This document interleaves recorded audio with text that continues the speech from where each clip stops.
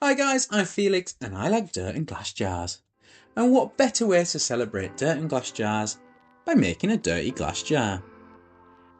I'm going to start off by removing the dirt from my glass jar so it's nice and clean for when I add my dirt later. I'm using a specialised tissue to clean the glass, and by specialised I mean it's the same tissue I use to clean my grubby little fingies after my Subway. The next step is to add these little clay balls, making sure that you add them gently so you don't damage the glass jar. And that's before realising the hardest working people are always the laziest.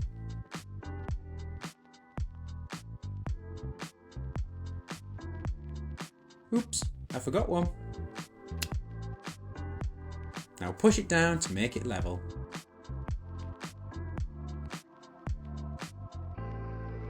This acts as a drainage layer for excess water to reside. Ooh, moss. Yummy. After your balls are level, you'll want to add the dirt to the glass jar. Be careful though, this part can get dirty. Again, carefully sprinkle it on top of your balls so the soft dirt doesn't scratch the glass jar. And then chuck it all in because you're a naughty little devil and rules are for nerds. Now gently pat down the dirt to make it level. I'm likely to say make it level at least 32 times in this video, which, by my calculations, means this little Bulbasaur is going to be fully evolved and ready for the Elite Four. The soil I'm using is an ABG mix, and for you dafties, ABG stands for Atlanta Botanical Gardens, and it's a substrate recipe ideal for humid environments. It drains well while retaining moisture vital for tropical plants. This stuff will last for years without needing to replace it, so as far as dirt goes, this stuff is pretty decent. Oh yeah, you must play the invisible piano at this stage of the build.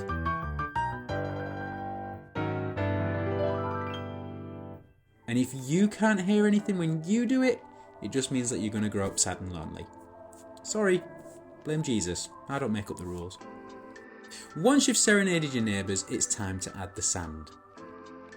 Oi, stop watching the match, you attention deficient man-child. Ideally, you want to keep this around the edge to create a decorative line in the substrate. But I'm a cheeky little scamp and I just chuck it all in. I used a mixture of natural and black sand and gave it a pointless spin to level it out before coming back in with my cork tamper. I mixed this substrate along with the charcoal and gave it a good rummage and returned with the tamper to stamper it down and make it level. After each step I return with my dirty napkin to wipe the dirt from the glass jar and add more dirt to it. Oh, finally, it's plant time, baby!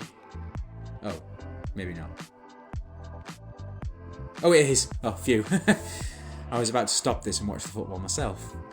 Now both of these plants are Phytonias, also known as nerve plants. This one has white nerves and this second one has these cool red leaves which looks like me when I went to Cuba and didn't wear any sun cream. Saying that, I get burnt just opening the fridge. Right, let's get these bad boys out of their plastic placentas and pop them in the jar. Yeah, that'll do. Normally I'd remove all of the old soil and give the roots a light scrub, but these plants are from a trusted source and they're going in a sealed jar anyway, so I'm not overly concerned about any hitchhikers. Once you've got the bulk of the soil off the roots, go back into the glass jar and make sure that you really get the sides dirty so you get to wipe it down again. Let's be honest, it's probably the most fun thing about these kind of builds. Then level it off again and give it a spin so it knows it's a pretty little princess and wipe the dirty girl down again. Next, get an ickle wickle baby shovel and dig a hole right down to your balls and begin burying your roots deep in that mud hole. I'm going to put Michael at the back and Kevin just in front. Oh yeah, and then the white Phytonia Michael, you know, after the king of pop, and the red one Kevin because he's a crispy little bacon boy. Ooh, a leaf. Once you're happy with the placement of the plants, go back in with your tamper just to level everything out again and give her dirty insides a rub down. Next, get your moss out. I'm not a moss nerd, so I don't know 100% what variety this is, but it looks like a cushion, so I'll call it cushion moss. I'm going to break this up like that one guy at school who always wants to get involved in other guys' fistfights and place it firmly just in front of Kevin. Now that the greenery is in, I'm going to add some black gravel to the top. I'm definitely, maybe, going to place this very strategically into the jar, until I remember Dobby dies and get angry at the world and tip the whole pouch in. Then I instantly regret it and try and comb it out with a rake. Gravity also helps here. Give another pass with a dirty dirt remover and get your rocks out. I put the rocks haphazardly around the jar, giving more pops of colour before sprinkling baby rocks on top like some sort of Timu salt bay. I like to let gravity do a lot of the work here because it's a more natural placement than I could do. Also, I'm lazy. Actually, it's only because I'm lazy, none of that natural placement rubbish.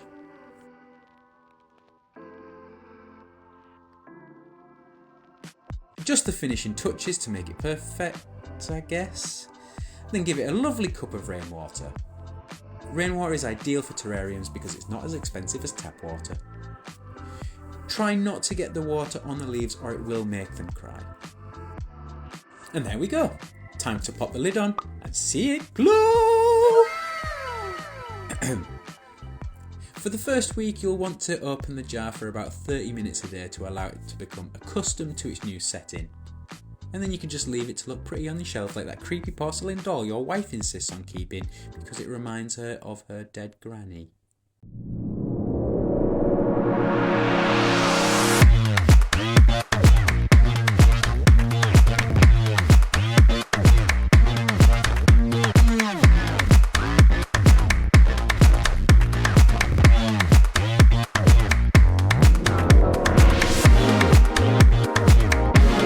If you like this video, then you should like this video and subscribe.